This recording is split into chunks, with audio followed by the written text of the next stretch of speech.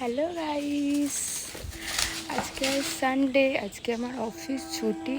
তো সেই জন্য আমি ঘুরু করতে বেরিয়ে গেছি।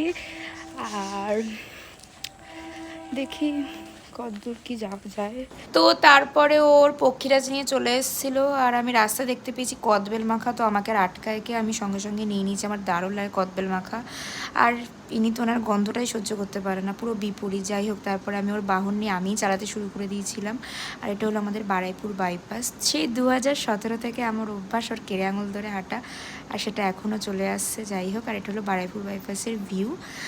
আর আমরা প্রতি রোববার বারুইপুর বাইপাস এলে এই রেস্টুরেন্টটাতে আসবোই। এই রেস্টুরেন্টের প্রাইসটা খুব রিজনেবল প্রাইস।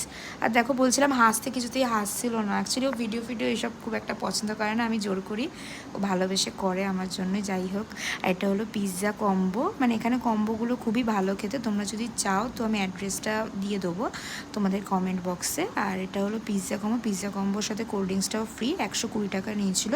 আর এটা মোমো, খুবই রিজনেবল প্রাইস, খুবই সুন্দর। ব্যাস, তারপরে আর কি বাড়ি ফেরার পালা। রাত্রিরও হয়ে গেছে, তো এবার বাড়ি ফিরতে হবে। তো টাটা।